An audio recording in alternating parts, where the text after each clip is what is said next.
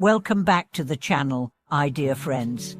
I am so happy you're here again, because what we're about to explore today is not only essential, it's critical for every sincere spiritual seeker. As we grow on the path of spiritual development, especially when we begin to open ourselves to deeper layers of awareness and energy, we must be extremely careful. So today's question is this: what should we be mindful of as our spiritual power develops? What dangers lurk on the path of inner growth, and how do we avoid losing ourselves to the very forces we set out to understand?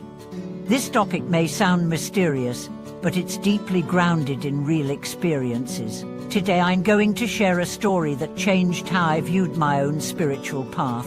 It's a story of beauty and danger, of insight and delusion, and it holds one of the most powerful lessons any practitioner can learn. Spiritual power without wisdom is a dangerous thing. Let's begin with a clear truth. Spiritual practice is not a game. When we start meditating, praying, chanting, or working with subtle energies, we are not just doing something calming or therapeutic. We are engaging the deepest forces within our own minds and bodies. And just like electricity, if we don't handle it with clarity and precision, it can burn us. I knew someone years ago, a practitioner with great dedication. He had studied scriptures, sat through long retreats, and practiced various forms of concentration and visualization. Over time, he began to experience unusual phenomena. He would see vivid visions during meditation. He started having dreams that felt prophetic. His intuition sharpened. He began to believe that he was accessing higher states of consciousness. At first, it was beautiful. He felt powerful, uplifted, deeply connected to the spiritual world. But then something changed. Slowly, his joy became obsession. He stopped caring about the basic ethics of daily life. He began telling people that he was chosen or special. He would interrupt teachings to share his downloads, and would no longer listen to any guidance that contradicted his experiences. His friends tried to warn him, but he was convinced that he knew better.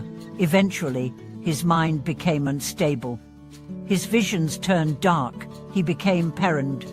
What started as light turned into shadow. What began as insight collapsed into delusion. That story has stayed with me, because it illustrates something we all must remember. The goal of spiritual practice is not power. It's clarity, it's peace, it's compassion. When we lose those as our compass, we risk everything. So what happened to him? He fell into a very old trap, the trap of spiritual ego. He mistook spiritual experiences for awakening. He confused phenomena with realization, and he ignored the single most important principle in any path: humility. This is why many traditional teachers warn against sharing or even talking about mystical experiences too freely.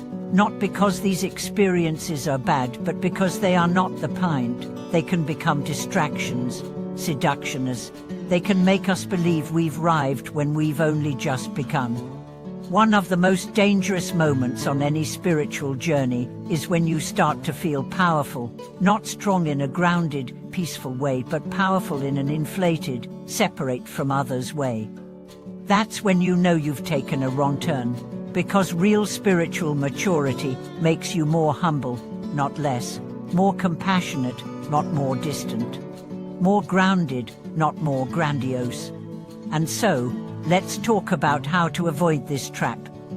The first key is this: always return to your motivation. Why are you practicing? Is it to be better than others, to gain special abilities, or is it to free yourself from suffering and help others do the same? If your answer ever drifts from love, service, and humility, pause, reflect, reset.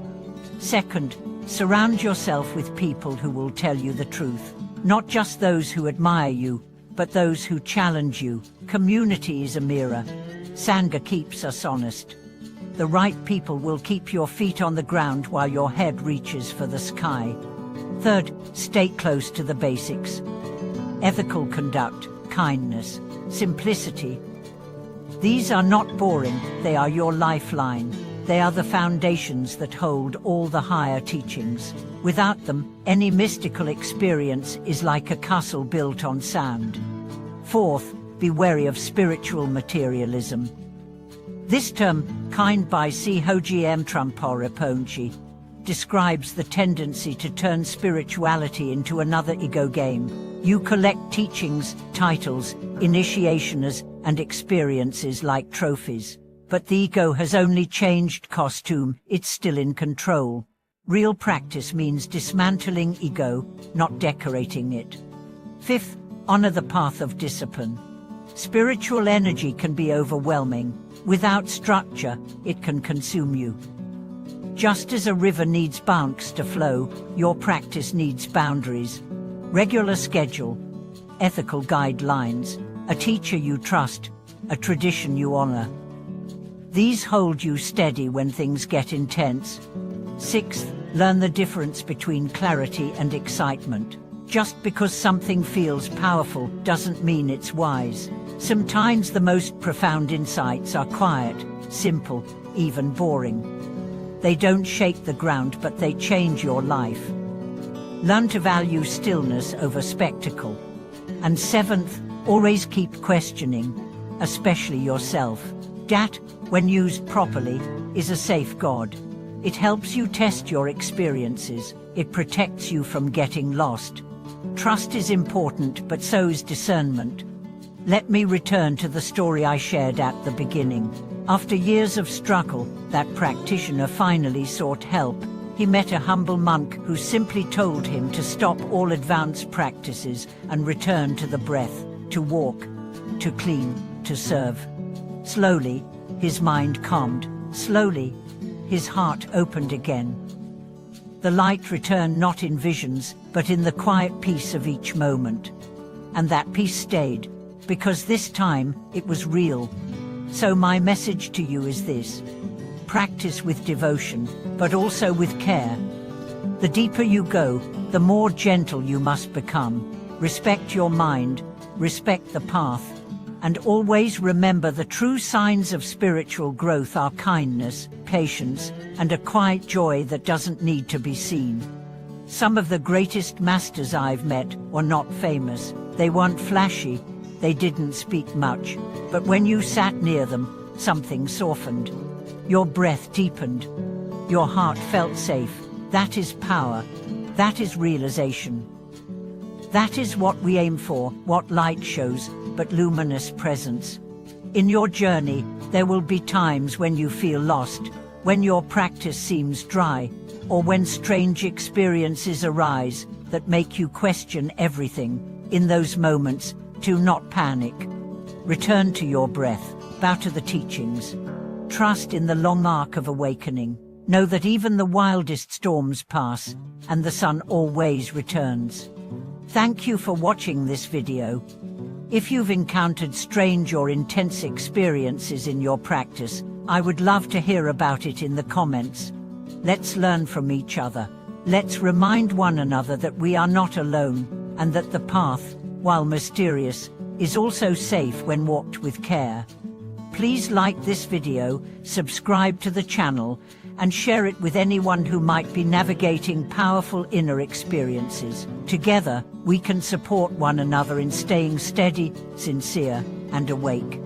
Until next time, keep walking with awareness, keep practicing with humility, and keep returning to the simple truth of your own heart.